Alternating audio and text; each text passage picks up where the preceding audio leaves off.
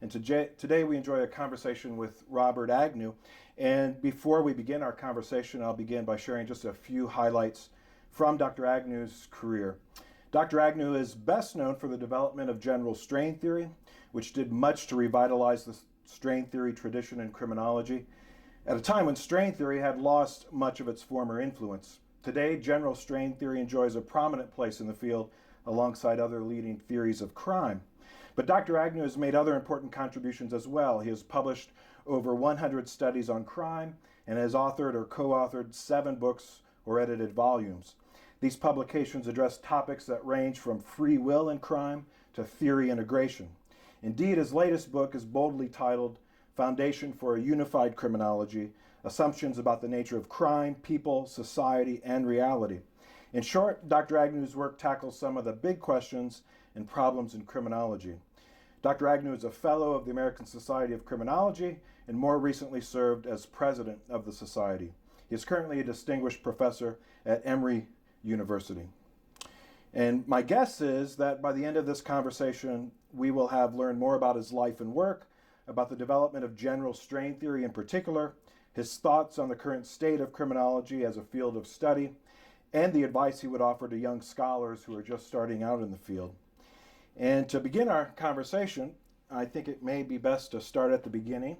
And I want to take you back to Atlantic City, New Jersey, where you were born and raised. What was that like growing up in Atlantic City? And do you think any of those experiences had any influence on your later work? Well, first, so glad to be here, and thanks for the very kind introduction, Tim. In Atlantic City definitely had a big impact on my life's work. I grew up in Atlantic City in the 1950s and 1960s before gambling. And at that time, Atlantic City was a struggling resort. In fact, that's why they turned to gambling. They hoped falsely that gambling would be their salvation. And in some ways, it was quite nice in Atlantic City. It was a major tourist destination. I grew up 2 or 3 blocks from the beach. Spent much of my early youth hanging out on the beach. But in some ways, Atlantic City was a rather unpleasant place. There was a large working lower class population. I grew up in a working class neighborhood that slowly declined during my time there. There was a lot of not only class division, but race, ethnic division, religious division. So my neighborhood, when I was a young child, was largely white, but increasingly African American, Puerto Rican. Declining Jewish population, a large Catholic population. And on the outskirts of Atlantic City, middle-class suburban area, but we all went to the same high school and to some extent junior high school. So Atlantic City, in some ways, kind of reminded me of Sean McKay's social disorganization theory, where you have this area where a lot of division, a lot of poverty, and not surprisingly, a lot of crime. And so there was there was certainly an unpleasant side of growing up in Atlantic City, but it definitely increased my interest in sociology and then ultimately in criminology, because Atlantic City was the type of place, because of all the social division, it was hard to ignore the impact of social life, of things like class, the impact of race, ethnicity, and so on. And so that's something I became interested in. And when I was in high school, I was very fortunate. I took an economics class, but actually it was more a sociology class. And the professor used, I can never forget, books largely by Vance Packard, a name probably not familiar to many people now. But during the 50s and 60s, he did a lot to popularize sociological research. And so he had books like The Status Seekers, The Nation of Movers, and so on. And reading that material, participating in that class, and growing up in Atlantic City more generally, really increased my interest in sociological questions, and in particular, the impact of the social environment on the individual. And so I wondered, for example, about the impact of class on behavior, on attitudes, on social position, etc. When I was in high school, I didn't realize it at the time, my first sociological paper that explored the impact of social class on academic achievement and very much in some ways a strain theory paper, though I had no idea at the time.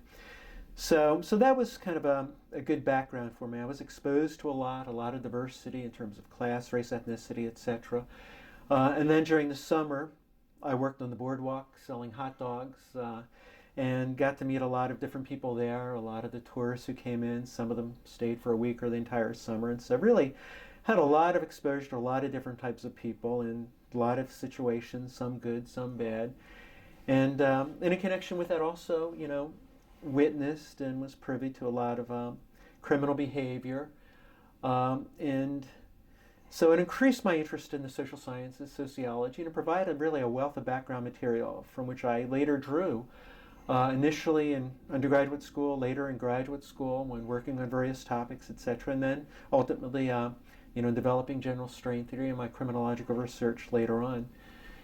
My parents have since passed on. They're no longer in Atlantic City, but even now, every 2-3 years, I'll go back just to visit, take my children there sometimes because while there were certainly some unpleasant aspects to growing up in Atlantic City, I learned a lot, had a very rich, I think, childhood as a result, and really appreciate that.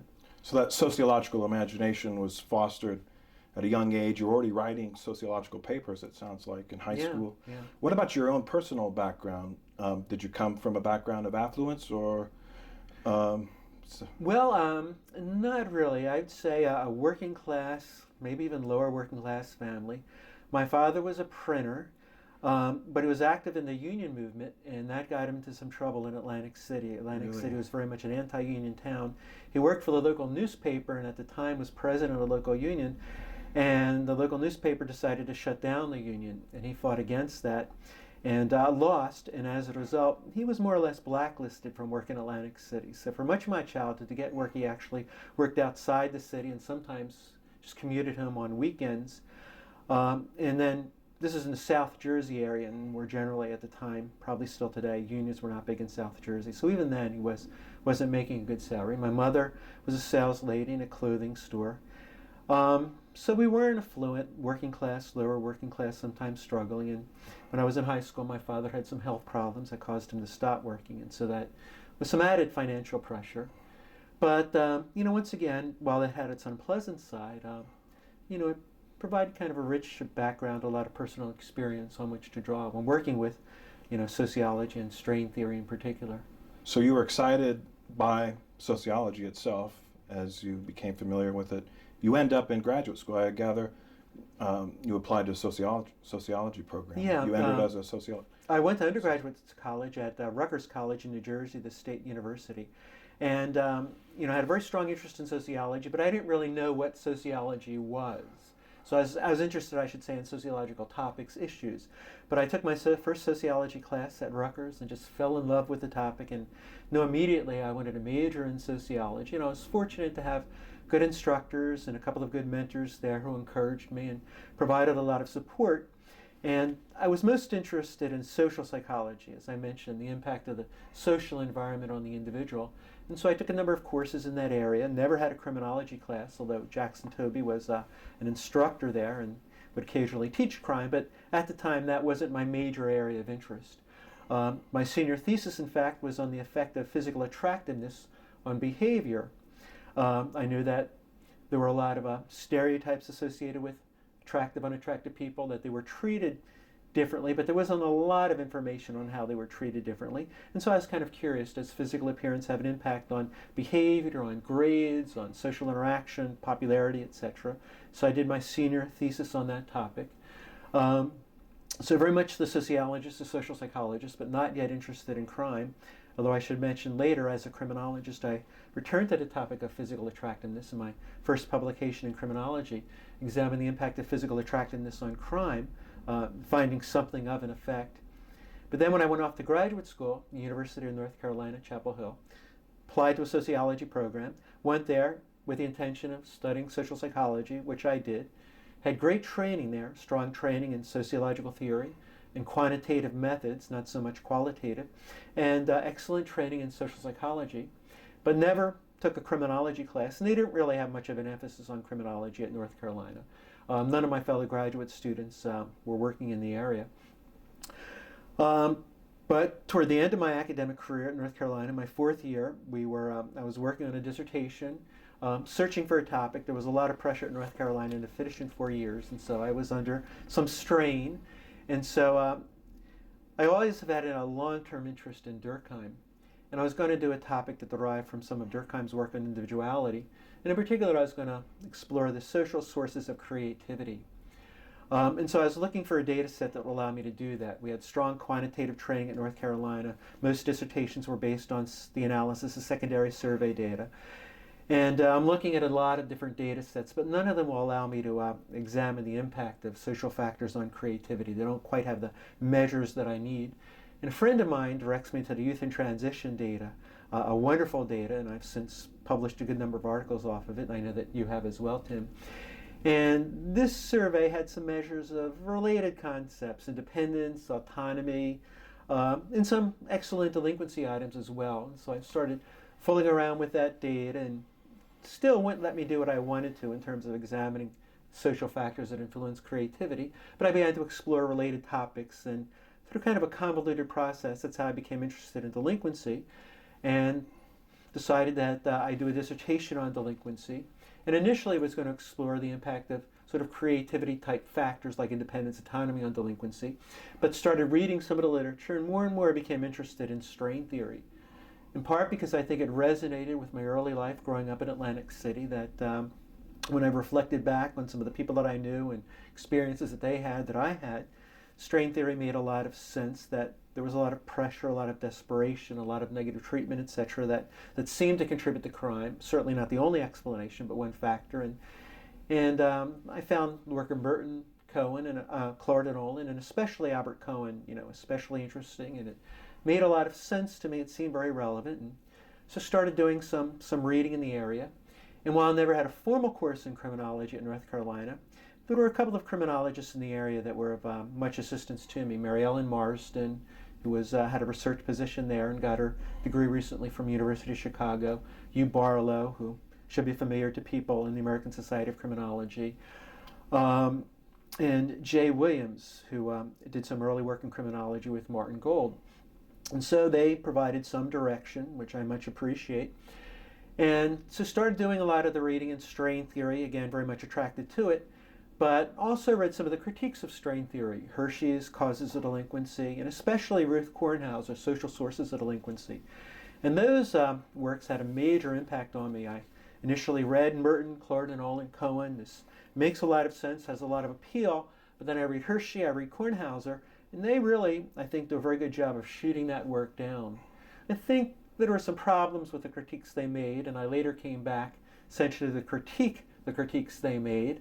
But nevertheless, I think they made some good points in criticizing these theories. And so, once again, I was sort of in a situation of some strain. Not only was I under pressure to get a dissertation out in 4 years, but, initially attracted to strain theory, and then I read all these criticisms of strain theory, and it's sort of, well. But once more, I began to reflect on my personal experiences and also draw on my larger training in social psychology. And came to the conclusion that, yes, strain theory has a lot of merit, that, this idea that frustration, anger, the inability to achieve one's goals, etc., contribute to crime, there's something to that. It resonated in my personal experiences, my observations when growing up in Atlantic City, with certain of the larger literature in social psychology, including the stress literature. But, at the same time, I recognized that there was some validity to what Hershey and others, Kornhauser, the points they were making regarding general strain theory.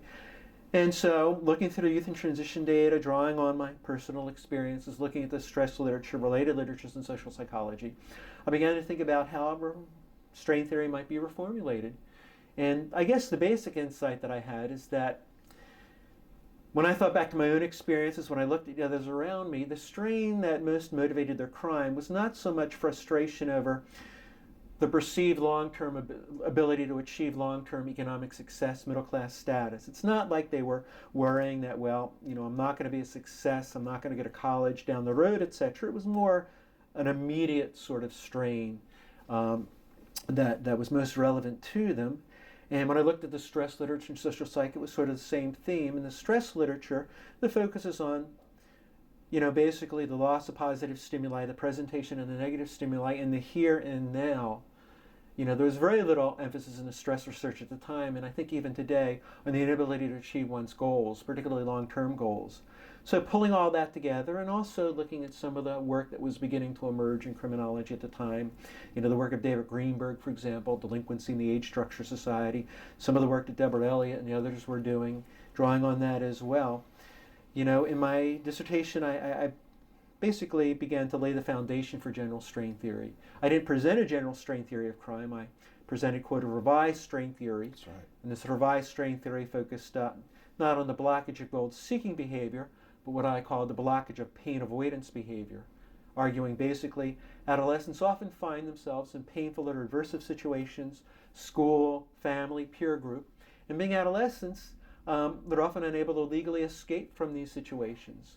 They can, except under extreme circumstances, divorce their parents. They can't escape from the peers at their school or their neighborhood. They can't switch schools or change teachers again unless, it's an extreme situation. And so that was the basis for my dissertation in the revised strain theory of delinquency, which I guess was first published in 1985 in a Social Forces article. So I became a criminologist, kind of an indirect route. Never had a formal course in the area, and got my first job in criminology at Emory University. And at the time that I got the job, I didn't think of myself as a criminologist, still thought of myself as a social psychologist. I did a criminology dissertation, but I viewed it more as a social psychology dissertation, examining the effect of environmental factors on individual behavior that just happened to be delinquent behavior. But the more I read in criminology, the more I fell in love with the area. It was a really tight job market at the time, 1980, I'm on the job market. Emory had a position for a criminologist, replacing, by the way, Alan Lazat. Now, got to meet Alan Lazat, who was moving. I think he first went to Indiana University, then went to the University of Albany. But it was a criminology position. I did this dissertation in criminology, so I presented myself as a criminologist, even though I didn't think of myself in that manner. Fortunately, was hired for the job, started teaching criminology. And I didn't really know the literature that very well, except for the causes of delinquency literature, particularly strain theory. So that first year or two, I was really dependent quite heavily on the textbook and a couple of additional textbooks, and sometimes just a week or so ahead of the students. But the more I got into it, the more I fell in love with criminology, and so I soon altered my identity and increasingly came to think of myself as a criminologist. That's a fascinating story, and I want to talk more about how this revision of strain theory evolved from there into general strain theory, of course, and even continues to evolve. But let's, for a moment, talk a little bit more about what that was like, passing yourself off as a criminologist very successfully at Emory. But isn't it true that you were the only criminologist at the time in a sociology department at Emory University? And I gather that might have some impact on your work and how you were able to do your work. Can you talk a little bit about that? Yeah, definitely had an impact. I mean, in some ways it was a disadvantage. For most of my career at Emory, I've been the only criminologist in a department. For a period of several years, I had a colleague, first Amy DeYoung and then Beth Griffiths, but they've since moved on, and once again, I'm the only criminologist in the department. But I guess for the first 15, maybe 20 years, I was the only criminologist there. And as I say, in some ways that was a problem because I didn't have a strong grounding in criminology. I didn't go to a school where a lot of the fellow graduate students were criminologists, and so I was part of a support group. And when I first started coming to the American Society of Criminology meetings, it was quite lonely. I didn't really know anyone. I'd go to sessions, but otherwise I'd be eating alone and walking around the city by myself. It was difficult. It would have been nice, and this was the pre-internet age, of course. It would have been nice if I had someone maybe to walk across the hall and talk about, the literature in the area, and someone to give advice and that sort of thing. And so, in that sense, I sometimes struggled, and sometimes I would discover, hey, this is a really relevant article, and I had no knowledge of it. And maybe by chance, a few years later, I'd find out about it. And so that was a definite disadvantage. But on the positive side, being the only criminologist, I had a lot of freedom, and I could work on whatever I wanted. I think if I was in a place like, say, University of Cincinnati, University of Albany, where I was surrounded by people, there was a lot of grants work, etc. going on, I probably would have quickly got involved in a lot of collaborative projects that would maybe take me in a number of different directions, and I would have had the freedom that I had at Emory. And also at that time at Emory, there was very little emphasis on grants work. And so I wasn't under much pressure, hardly any pressure actually, to be chasing grants, which of course direct your research in particular areas. And so I had a great deal of freedom to do what I wanted. So I was able to pursue general strain theory, able to write articles on issues like, say, physical attractiveness and delinquency, creativity and delinquency. Theoretical papers as well. Theoretical papers as well. And also at Emory, while there were no criminologists for me to consult with, there were people who worked in social psychology and other areas. And so I was exposed to a lot of work outside criminology, work that most definitely informed what I did in criminology, and I think contributed to the innovative work that I was able to do. I think a lot of the most innovative work of criminology is often at the intersection of several fields. So one of my colleagues, Karen Higvid, is an expert in justice, and I certainly drew heavily on that literature. Another, Kathy Johnson, an expert in emotions, and I drew heavily on that literature. And some of my colleagues work in the area of social inequality, so I was able to draw on them. And even colleagues outside sociology and psychology in particular at Emory, a lot of people more recently do work on biopsychological work, and since been able to draw heavily on their work as well. And so ultimately I think, the net impact on me was a positive one, that freedom and that exposure to a lot of work outside of criminology and even outside of sociology really think had a major impact on what I had done. And I think to the extent that it's made an innovative contribution, I think that's a big part of the reason, that freedom and that exposure to work outside the field. But this is what I've learned about you that is, I think, important for me to think about. I've learned that you're very widely read. You don't limit yourself to the confines of the criminology literature. Many of us struggle just to keep up with that literature, but you're reading very broadly, and I think it really reflects in your work, and you had that opportunity at Emory. Absolutely. So you had published a revision of strain theory, focusing on pain avoidance behavior. But apparently you weren't completely satisfied with that, or you saw room for evolution. And what was the next step? How do we get to general strain theory from this earlier revision? Well, the next step was not an easy one. So a revised strain theory of delinquency based on my dissertation. It's published, Social Forces, 1985, and you may recall general strain theory wasn't published until 1992 in criminology. So there was a good several years where, to be quite honest, I was writing a number of papers and talking about additional revisions in strain theory, and some of them were getting rejected, and I was sort of struggling, and I continued to read the literature in stress, in emotions, in justice, and so on. Started reading the qualitative research, continued to sort of reflect and struggle on how to best conceptualize strain theory. And I think a number of factors took me from a revised strain theory to a general strain theory. A revised strain theory basically argues that crime results from the blockage of pain avoidance behavior. So people that are treated in a negative, painful manner by others, they're not able to prevent that treatment, not able to escape from it, and so they cope through crime. But the more I reflected again on my personal experiences, started reading the qualitative literature, some of the other work in criminology, it occurred to me, well, even in a good number of cases where people can escape from that painful behavior, they still respond in a criminal manner. They're angry, they're upset, and even though they might be able to walk away from the situation, they don't, and they respond with crime. And so that led me to think that maybe the blockage of pain avoidance behavior, that was a little bit too restrictive.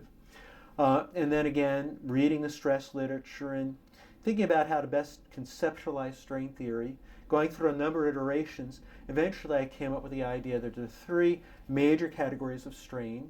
The blockage of gold-seeking behavior, so based on the classic strain theory and revisions in classic strain theory.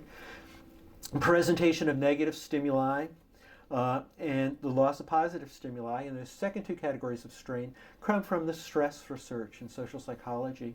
So looking at a number of studies in stress, looking at the stress scales, and thinking about, well, how can we best categorize this?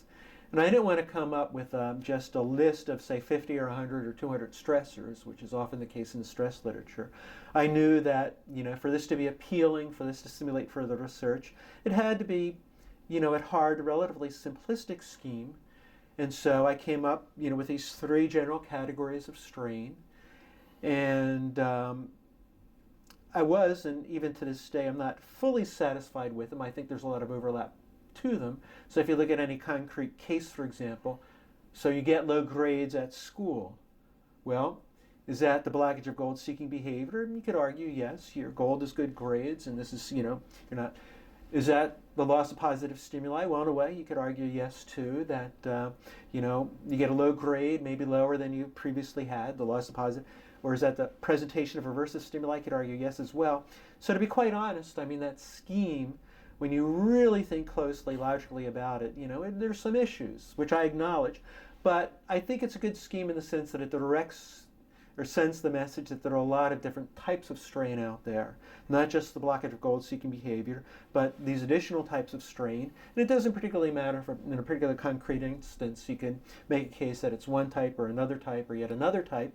The important point is that criminologists should consider a broad range of different strains or stressors. And I think that categorization was successful in capturing that. And also I think it nicely blended the strain literature and criminology with the larger stress research. But the categorization continues to evolve. But the foundation of general strain theory is based on particular assumptions that are distinct from the other leading crime theories. And can you remind us about that distinction? How is general strain theory distinct from other theories in terms of its core assumptions? And maybe also, how is it distinct from the stress literature? Great questions. In terms of the other criminological theories, I think general strain theory is distinct from them in two fundamental ways. So general strain theory deals with what we might call negative treatment, negative relationships. Situations where individuals are treated in a way that they dislike. Control theory, I think, deals more with the absence of positive relationships. So it's not so much, when you consider carefully the logic control theory, that individuals are being treated in a negative manner, but rather they don't have a positive relationship with, say, parents, with school, etc. And when control theory is measured, that's sort of the central thing they're trying to get at. So how much do you like, respect, etc. your parents? And if you say, not much, you're low in control. But strain theory goes a step further, and it tries to say, well, okay, you have some people, maybe they're neutral, don't particularly care about parents, but the other people who really dislike their parents, they're the individuals who are in strain, and they should be more engaged and involved in crime than those who don't particularly care about parents. Social learning theory deals, I think, primarily with positive relationships with deviant or criminal others. So that's one way in which I think the theories are distinct from one another in terms of the independent variables I look at. Strain theory looking at negative relationships, control theory, the absence of positive relationships with conventionally others, and social learning theory, positive relationships with deviant others. But also I think they're distinct in terms of the intervening processes they describe. So with strain theory, negative relationships contribute to crime primarily, not exclusively, but primarily through their impact on negative emotions. You're treated in a negative manner, you become angry, upset, frustrated.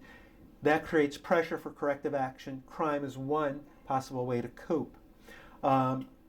With control theory, the intervening mechanism is a sense of freedom.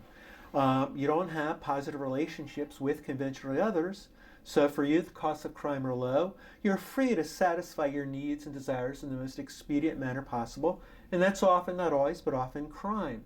So freedom is kind of the central intervening mechanism in control theory. And in social learning theory, you have these positive relationships with deviant others, and that leads you to view crime in a favorable light, view crime as something desirable or at least justifiable or excusable.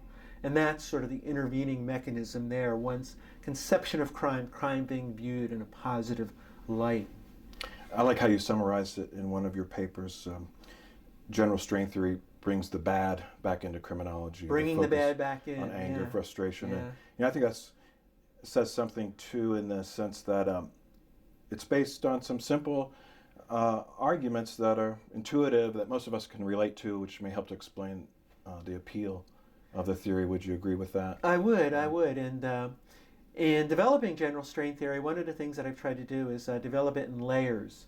There are some theories out there that are quite complex. I think they're excellent theories, but your initial read is, I'm overwhelmed. How could this possibly be tested? So, in general strain theory, I develop it in layers, and the most basic layer is that people treat you in a bad manner, you become upset, and you engage in crime. And like you say, I think that has a lot of intuitive appeal. And again, I've never argued that general strain theory is the only explanation of crime. I think there's a lot of validity to control theory, to social learning, to other theories, and in fact, I like those theories very much. and have drawn on them in developing general strain theory. But I think, the core part of general strain theory has a lot of validity to it. And again, as you say, it's sort of people treat you in a bad manner, you become upset, you engage in crime, and that certainly resonates with my particular experiences. The times that I become closest to crime are the times when people have upset me, I thought mistreated me, etc. And that seems to be the case when I think about the other individuals that I know have engaged in crime. And so I think that's one reason for the popularity of general strain theory. But I go on to elaborate that, and I say, well, there are different ways in which people might treat you bad. And so you have these three types of strain. And then I elaborate on that. Among those types of strain, what are the characteristics of those particular strains that might be especially conducive to crime? And that, to return to an earlier question, sort of has to do with how general strain theory differs from the larger stress literature. I draw heavily on the stress literature, as I mentioned, in developing general strain theory, but I think there are some important distinctions. So the stress literature looks at literally hundreds, if not thousands, of different stress literatures. Some of the inventories of stressful life events and conditions, chronic stressors, are 200, 300 or more items. Some of these stressors are positive things. So you get married, for example, that's a major stressor. It taxes coping resources, but it's a positive event. Some of them are negative. But among those negative stressors, some may contribute to crime, some not. So the larger stress literature just looks at a large range of different stressors. General strain theory argues that only some of these stressors contribute to crime. In fact, they argue some stressors may actually contribute to conformist behavior. So your parents punish you on a consistent basis. That is a stressor, but I think that particular stressor reduces rather than increases subsequent crime, so long as the punishment is not overly harsh or erratic. And so one of the things that general strain theory tries to do, one of the ways it distinguishes itself from the larger stress literature, is it basically says, yes, there are all these hundreds, thousands of different stressors, but only some increase the likelihood of crime.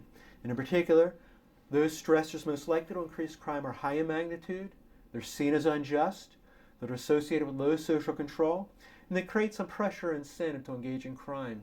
And general strain theory lists about maybe 15 or 20 more particular strains that have these characteristics: parental rejection, child abuse, discrimination, homelessness, criminal victimization, chronic unemployment, etc., etc.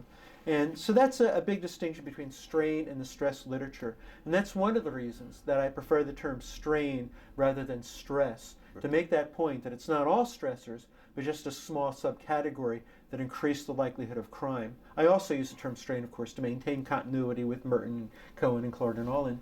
But a second major difference between strain and the stress literature is that I go to some lengths to describe the factors that influence the likelihood of a criminal response to strain. So I think there are certain stressors, criminogenic strains, that increase the likelihood of crime, but I acknowledge that most people, most of the time, don't respond to these criminogenic strains with crime. And so I also spend a good deal of time talking about those factors that increase the likelihood of a criminal response, from poor coping skills and resources to low social support, to low social control, to a disposition for crime because of beliefs, association with criminal peers, personality traits. And so that's something not done in the stress literature. The stress literature certainly looks at the factors that increase the likelihood that stressors might lead to, say, physical and mental health problems, but it doesn't do what I do, and that is say these are the factors that increase the likelihood of a specifically criminal response. So you've already mentioned this along the way, but you're elaborating different strands of the general strain theory argument. And so I want to ask you about the evolution of the theory, and I think you've said this before in our previous conversations, that we sometimes treat theories as if there's the statement of general strain theory, or that theory, or this theory, that they're set in stone. I know I've had conversations and arguments with students and others who we may argue, did Agnew say this or did Agnew say that in the statement of strain theory? But you see it quite differently. This as an evolving enterprise. Can you? Absolutely, yeah. I view general strain theory as an evolving enterprise, an evolving theory. So in the 1992 article where I introduced general strain theory, I very deliberately called that Foundation for General Strain Theory. And over the years, strain theory, I think, has evolved in a number of important ways. And I know sometimes that can create a little bit of confusion. And as you say, someone might read an article, say, from 1996, and then another article from 2005, and there's some differences there, and sort of what's the true strain theory, etc. Why does this guy keep changing his mind? Exactly, and I keep changing my mind because there's more and more research, not only specifically on strain theory, but also in related areas like justice, emotions, stress, biocriminology, and so on. And that research, as well as the particular tests for general strain theory, often point to ways in which general strain theory can be improved. And so that's something that I and many others continually work on, and there are a fair number of people who are publishing the area, and their work has had an especially large impact on how I view general strain theory and the revisions that I suggest in it. And I think that's key, that we don't want to get stuck at one point in time. So to digress just a little bit, I often see someone's doing a test of social control theory, and they're drawing on Hershey's 1969 Causes of Delinquency book.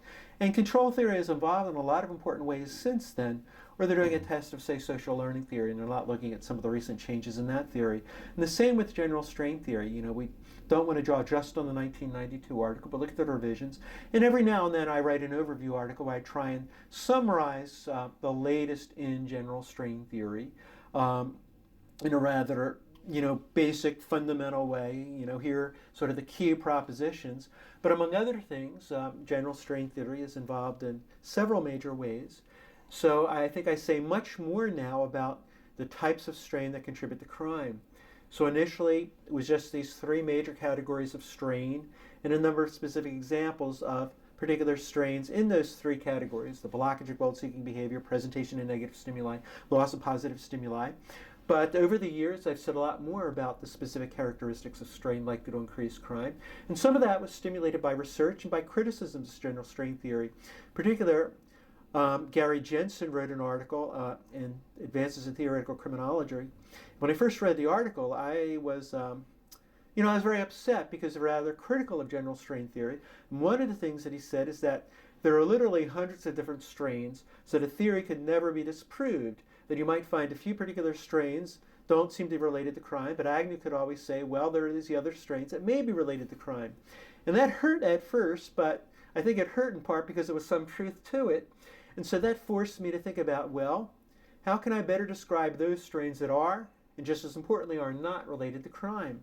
And so again, drawing on a range of literatures, I argue that one, the strain has to be high in magnitude, and there's several dimensions to magnitude. It has to be frequent, of long duration, very severe, involve threats to core goals, needs, values, identities, etc. That it has to be perceived as unjust, and that injustice creates a sense of anger, which I think does a lot to propel or increase the likelihood of crime. It has to be associated with low social control. So for example, as I mentioned before, you may have parents who consistently sanction their children, and this could be a major strain, and the children might even view the sanction as somewhat unjust, but that particular type of strain is associated with high direct control, so it reduces the likelihood of crime. You may have a graduate student under tremendous strain. They're working long hours, they're getting very little money, they're struggling to survive, but that particular strain is associated with high social control, strong investment in education, a lot of prior work to get to where they are, etc. And then finally, the strain has to create some pressure or incentive to engage in criminal crime. So there's some strains, for example, that might be perceived as unjust, very severe, even associated with low control, but you can't easily cope through crime in dealing with these strains. So that's one way in which strain theory has evolved and continues to evolve. And again, a lot of people are doing, I think, wonderful research in the area and broadening my perspective of general strain theory. Just to give one quick illustration, some recent work has looked at poor physical health as a strain that might sometimes lead to crime. And that's something I hadn't considered.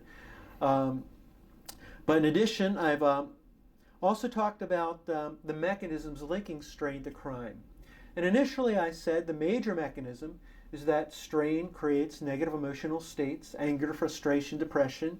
This creates pressure for corrective action. You feel bad, you want to do something about it.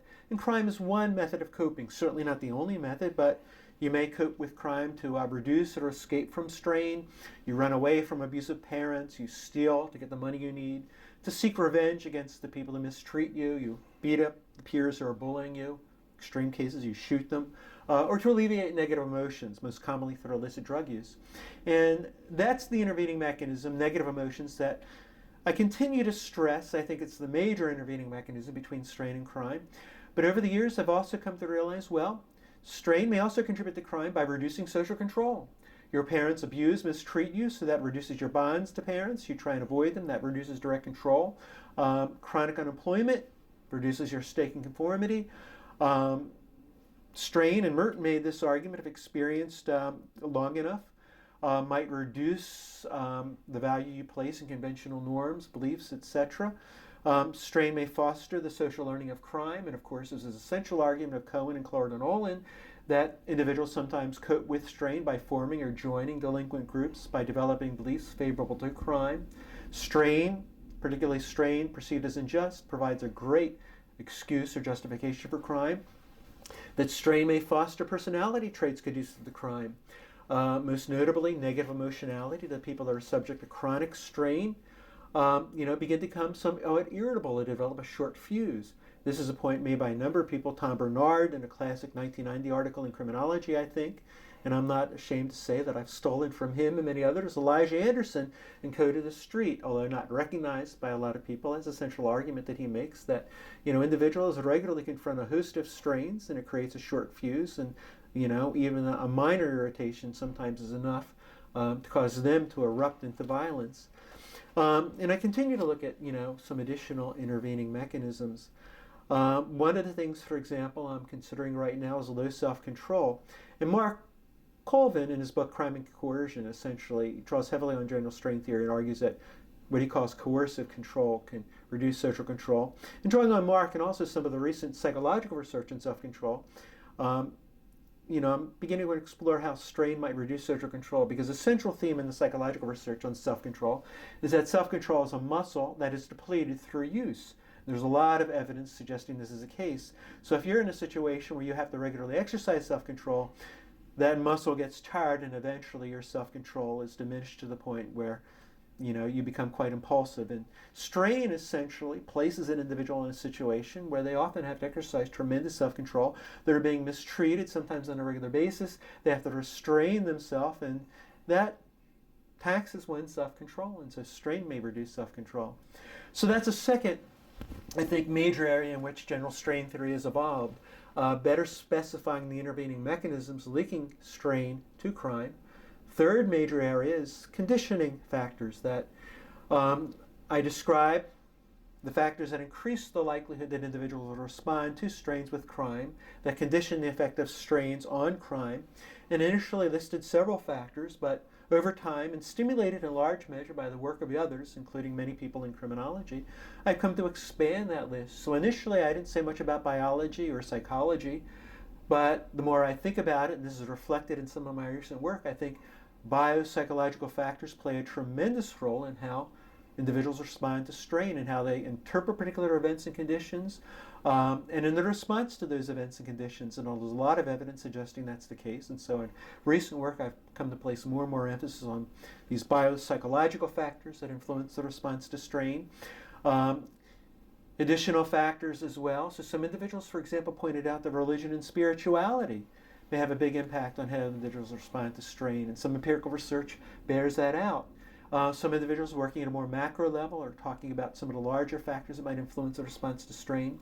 So some of the cross-cultural research on general strain theory, for example, done in Asian communities, says that in certain Asian societies there's a strong emphasis on collectivism, on social harmony, on maintaining close relations with the others, on family honor, etc. And for that reason, individuals may be less likely to respond to strains with crime because of these differences in cultural values. And so, and then one of the major ways in which general strain theory is involved, my work and the work of many others, is initially the theory focused on explaining individual differences in offending. So why are some individuals more likely than others to engage in crime? But increasingly the theory has come to explain group differences in crime, a lot of work on gender differences in terms of general strain theory, on class differences, race-ethnic differences, age differences, and increasingly using general strain theory to explain patterns of offending over the life course, including adolescence limited offending and life course persistent offending. General strain theory increasingly being applied to particular types of crime. So I've done some work, for example, applying general strain theory to terrorism, and people out there, have applied general strain theory to suicide, eating disorder, road rage. So the theory continues to evolve and expand in a lot of different ways. And again, sometimes that makes it a little bit hard to keep track of, well, what's the current state of general strain theory? And, that's, I think, though, a small price to pay because, as you pointed out, I think the worst thing that could happen to general strain theory is we have this sort of engraved in stone mentality where the 1992 version, that's the version, and that's the one you test, and if it's supported, fine. If it's not, then general strain theory is wrong, and let's move on to another theory. Again, I think there's been enough research to suggest that there's a lot to general strain theory, but it's not perfect, and so we need to revise it, not abandon it, and that's what we need to do. The theory continues to evolve, and hopefully that'll be the case, after I've stopped working on it. Well, I think this may explain part of the appeal of the theory as well. This will have to be a collective enterprise to push the theory in these important directions, and so. And like I say, a lot of people are now working on it. They're doing some really creative work. I'm not going to name a lot of names. There are too many in this brief time that we have, but I read their work and I say, wow, why didn't I think of that? That's a great idea. Or I say, yeah, there is that problem in what I've done, and I didn't consider it. They make a good point and they suggest a good solution. So, absolutely. In your earlier statements, revisions of strain theory, you emphasized how the theory was distinct from other theories. But it sounds like at the same time, especially as the theory evolves, the theory borrows from other theories to, for example, explain why and when only, or why only some strained individuals respond with criminal or delinquent coping. And what I'm getting at is the issue of theory integration. And where do you stand with respect to theory integration? Do you see it as a desirable or necessary evolution of the theoretical enterprise as a whole? Absolutely. Some of the big influences of my early work were Travis Hershey, particularly Causes of Delinquency, and Ruth Kornhauser, her Social Sources of Delinquency. And as you may be aware, they have a very negative view of integration. They view the major theories as quite distinct from one another based on different underlying assumptions, so integration technically is impossible without substantially revising core assumptions of the theory. They pit the theories against one another and testing one theory versus another, and certain theories, in their view, control theories come out on top and the other theories just don't have any support. And I found that appealing, stimulating, provocative. It was one of the things that got me into criminology, these strong, very critical arguments. But I never quite bought them, and over time I think I moved further and further away from them, to the point, for me, the problem isn't so much how the theories, the problem actually is just the opposite, distinguishing the theories from one another, particularly when I think in concrete terms. You think of the particular variables: parental rejection, child abuse, chronic employment, work in the secondary labor market, discrimination, etc. And in criminology, sometimes we have this tendency to take a particular variable and assign it to a particular theory. So parental attachment belongs to control theory, association with delinquent peers belongs to social learning theory, and ability to achieve economic success belongs to strain theory. But for me, particularly at a concrete level, it's hard for me to distinguish these theories from one another. I look at any variable like parental rejection that has elements of low control, it has elements that are conducive to social learning, it has elements of strain. And so the further and further along I get, the more and more I think about it, the further away I am from the positions of, say, people like Kirschink and Kornhauser, that the theories are distinct, they're based on different assumptions, etc. And for me, the theories are really very closely intertwined, and if anything, I increasingly struggle to distinguish the theories from one another, particularly at a concrete level. And that really is behind my efforts to integrate these different theories, initially in a book called The General Theory of Crime and Delinquency, where basically I, again, drawing on the work of Tom Bernard and his variable-centered approach, I say, okay, how can we go about building an integrated theory, and particularly an integrated theory that has some broad appeal and it has some policy relevance. And I say, maybe the best way to do so is to begin with some of the concrete variables that might cause crime. And I say one good way to simplify a complex reality is to group these variables into a few domains. And so you have the individual personality traits, you have a few key family factors, school factors for adolescents, delinquent peer association for adults, some work variables, and I indicate the key variables in each theory, in each area. But then I argue that for each of these concrete variables, really, they increase crime in part for reasons related to strain theory. They can be viewed as strains that increase negative emotions, create pressure for corrective action.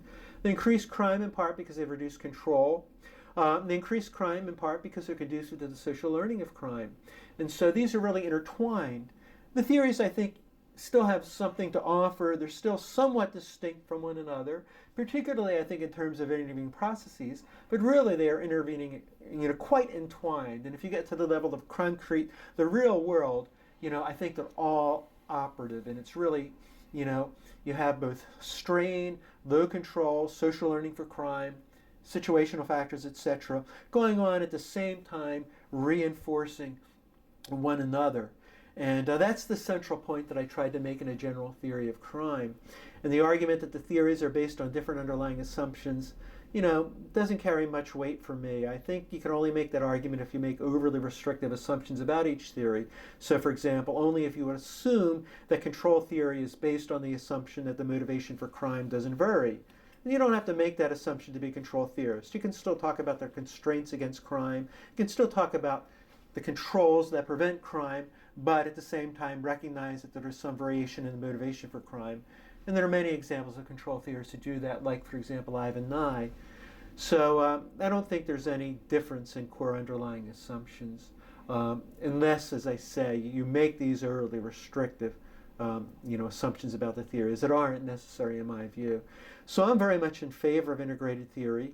And even, if you focus just specifically on general strain theory, there's a lot of control in there, a lot of social learning, increasingly a lot of biopsychological work, mostly in the form of conditioning variables that, strain most likely to lead to crime when control is low, when the social learning for crime is high, when individuals have these biologically based traits conducive to crime, but also I argue in general strain theory, and some people have looked at this, I think this is an area where more work can be done, that strain reduces control, that it fosters the social learning of crime, that it contributes to traits conducive to crime, and conversely, low social control is conducive to strain. So parents, for example, who aren't strongly bonded to their children are more likely to mistreat their children.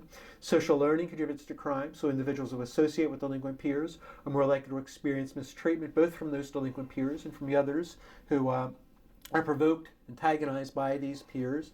Likewise, individuals with traits like negative emotionality, low constraint, low self-control, they're more likely to upset, antagonize the others, and experience mistreatment, sort or select themselves into environments like delinquent peer groups, school failure, bad jobs that are conducive to mistreatment. And so really, again, I think now I'm close to being at the opposite end of the continuum from people like Hershey and Kornhauser, where I think, if anything, the theories are intimately interrelated. And if we have to struggle, I think the struggle is involved in, describing exactly how these theories are distinct from one another. And at a concrete level, I think, they're all happening at the same time. So as we've been talking about, you've done a lot of work beyond general strain theory, of course, and work on theory integration. A recent book you published with the bold title, Toward a Unified Criminology. You're best known for your work on general strain theory, but beyond general strain theory, what line of work are you perhaps as equally proud of? Well, I guess over the years I've worked in several areas outside of general strain theory. And I might mention, that helps keep things interesting for me. I think it would be rather boring if all I did was general strain theory. So as you mentioned, I like to read broadly. That's exciting, and it's often a source of great ideas, and I think it often strengthens the work that I do. And I like sometimes to, move away from general strain theory a little bit, just to keep things interesting. And as an academic, fortunately, you can do that. So one major area of research over the years has been on agency related to that creativity in crime.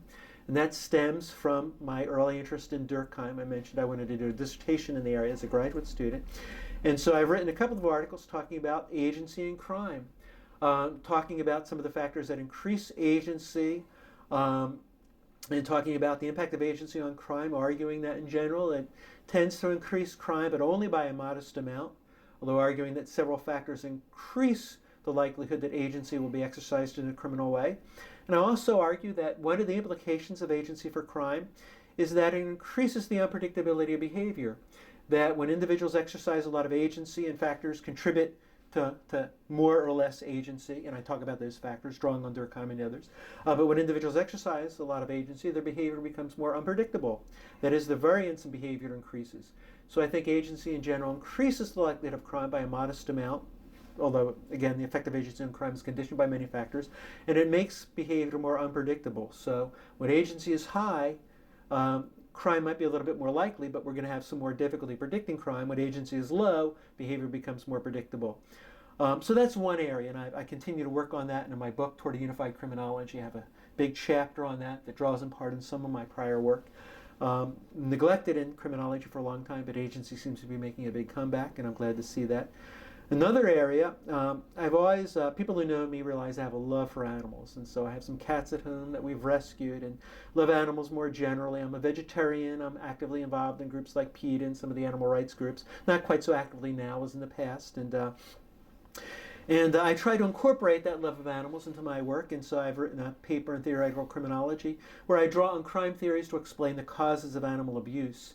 And I'm proud of that. It's had something of an impact. I wish we did more work in the area of criminology, but it's had something of an impact, and hopefully more people work in the area of animal abuse. When the more you get into it, you more realize that we're talking about literally billions upon billions of sentient creatures being treated in horrific ways. And so, again, a very, very strong interest, and so I've tried to contribute there.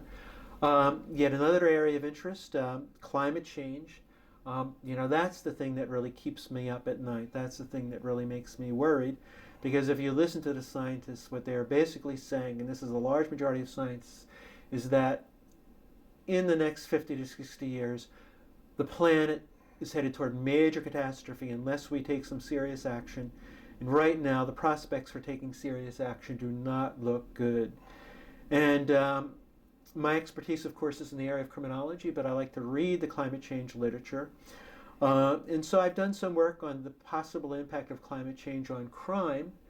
So drawing on strain and other theories, what I basically argue, and again, this is in a theoretical criminology article, but in some book chapters as well, is that there's good reason to believe that over the next several decades, climate change and all its negative consequences, from natural disaster to hotter temperature, to the loss of livelihood, to increase in migration, social conflict, etc., will become one of the major, I think probably the major forces driving crime. And I hope to do more work in that area, particularly when I retire. I'm hoping to do a book where generally explore the social consequences of climate change, so the consequences on crime, but in other areas as well. I even have the title for the book. This is going to sound a bit morbid, but I think there's some truth to this. Life in a Hellish World, exploring the social consequences of climate change. And I feel almost a moral obligation to do this, that, through my behavior, I'm one of the contributors to climate change. I've led a very good life, but I've led a very good life in part because I've done a lot of things that contribute to carbon emissions, and so I have an obligation to future generations. And I think the best way that I could fulfill that obligation is trying to draw on my expertise to spread the word. So I hope to do a book in that area. More recently, I guess, my book, Toward a Unified Criminology, it was kind of a fun book to write because I read widely in a lot of different areas in writing that book. And again, I like to do that. I think it contributes to the quality of my work, but it's fun as well. Again, it would be boring just to do general string theory all the time. But among the many different chapters in that book, one I've developed in particular on social concern in crime, where I try and challenge this pervasive assumption in criminology that at heart individuals are self-interested, and that what we as criminologists need to focus on is to control of self-interest. I argue, again, drawing on work in many different areas, psychology, biology, evolutionary psychology in particular, that individuals, while self-interested in some respects, are also socially concerned in others. And I try and describe the nature of social concern, factors influencing social concern, biological as well as social, and how social concern and variation in social concern impacts crime, and also policy implications of social concern and crime. So the best way, I argue, to control social crime is not simply to control the criminogenic exercise of self-interest, but also to cultivate social concern. So that's another area in which I'm proud, and hope to do some more work off of that book. Some of the other chapters in that book, for example, argue that we should have a broader definition of crime, not just focus on the legal definition. And I draw heavily on critical criminology and the human rights.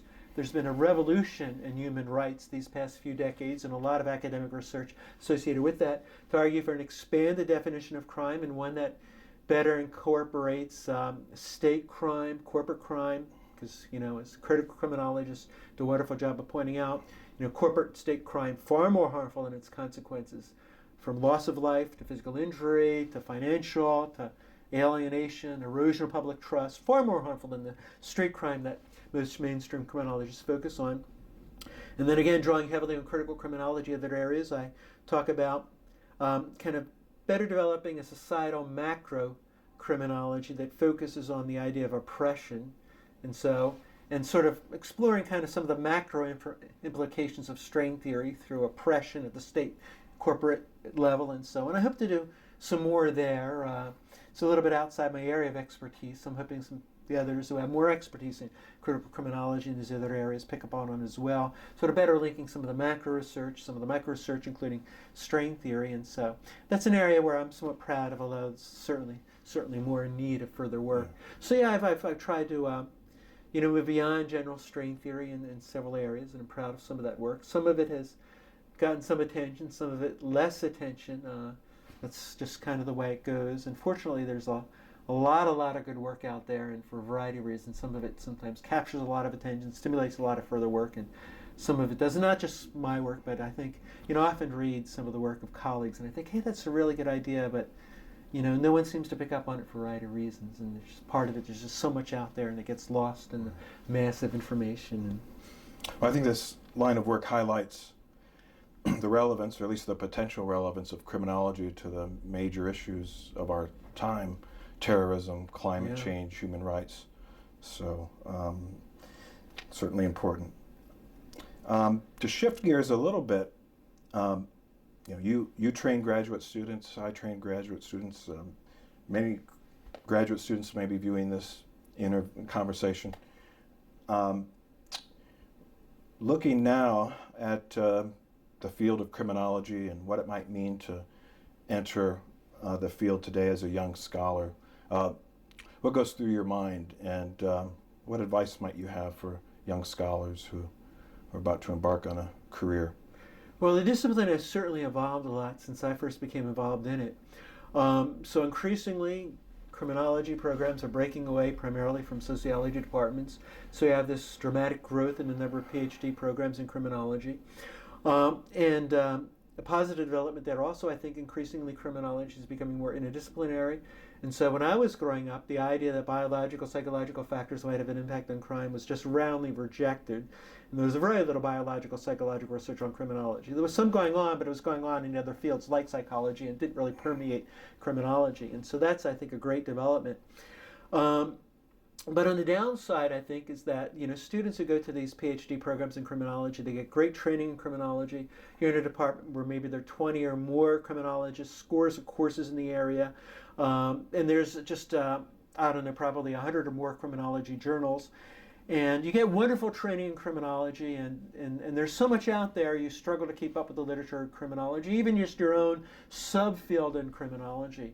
And so you get great training, but I think there are some downsides. And one of the big downsides is that even though criminology is increasingly interdisciplinary, and even though a lot of criminology PhD programs will have someone who focuses on biological factors in crime, and someone who focuses on psychological factors in crime, economics in crime, the fact that criminology is broken away from sociology and other departments, sometimes leads to some isolation. So yes, there's maybe you take a course in psychology and crime, but you're not getting exposed to the larger literature in, say, psychology or economics, etc. And that could be a real source of inspiration. It could really improve the quality of your work. So I would say, to the extent that you can, try and read more broadly. And again, I know that's difficult because you're struggling to keep up just with a small literature in criminology. But if you're writing a dissertation on a particular topic, don't just search in the National Criminal Justice Reference Service database, but look SocInfo, PsycInfo, whatever the area might be. Look at some of these other individuals and the other areas, and maybe talk to some people who have some expertise in these areas. And with a little work, maybe you could find some good overviews, summary articles, and I think you'll find that they really inform, improve the quality of your work, lead to more innovative work. So that's one bit of advice I would say. Read broadly to the extent that you can. Was it Wayne Osgood who wrote a paper? Oh yeah. Steal from other Absolutely, other and fields, so I other fully endorse that. And again, I've been able to do that being in a sociology department, coming up as a sociologist, social psychologist, and now I always make an effort to read broadly, and I find that quite interesting, challenging, thought-provoking, and trying to interact with colleagues in other areas to the extent that I can.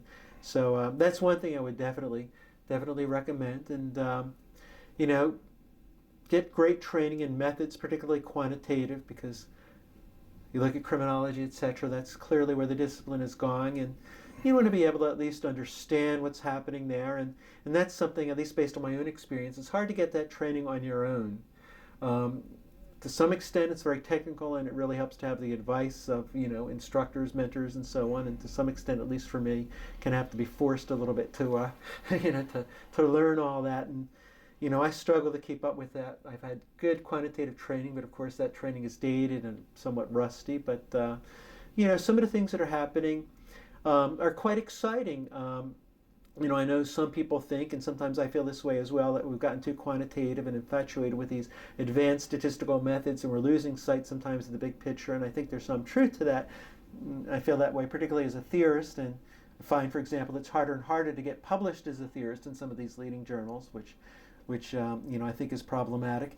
But at the same time, I acknowledge some of these propensity score matching, some of these other they make some real contributions, they overcome some real problems, some issues, and so definitely get good training in that area. Feel free to pursue your passion, your true interest. Again, if you're not careful, it's easy to get caught up in these projects. There's this big grant, you're on the grant, you get this funding, and it's not exactly what you wanted to do, and it's something maybe really technical, and you're doing this sophisticated evaluation. And yes, it's important, but it's taking you away from maybe your core interest or passion. And there might be some cost to pursuing that passion. Maybe your major advisor doesn't quite want you to go there and want you to work in his or her area of research. Maybe it's a little bit harder to get a grant in that area, etc. But this is going to be the rest of your life, and if you're passionate about what you're doing, you're going to be happier, you're more likely to make that important contribution, even if you get some pushback to what you're doing. If you feel it's important, if you're passionate about it, then go for it. And I think ultimately you'll be all the more happier that you did, even though there might be some bumps initially, even though it might be maybe a little bit harder to get that dissertation done, get that grant, even get published initially. But that's where the big contributions come from. That's where you begin to advance the discipline in important ways. Sounds like good advice. This next question we may have touched on in some ways already, but just in case, I wanted to ask you about your overall thoughts on the field of criminology, where it's going, where it's heading, perhaps what are the questions that are being taken up. Do you have any additional thoughts on what your hope is for the discipline, for the field? Excuse me. A few. Excuse me. When I was president last year, the theme of the meeting was expanding the core. Exploring new crimes, groups, causes, policy approaches.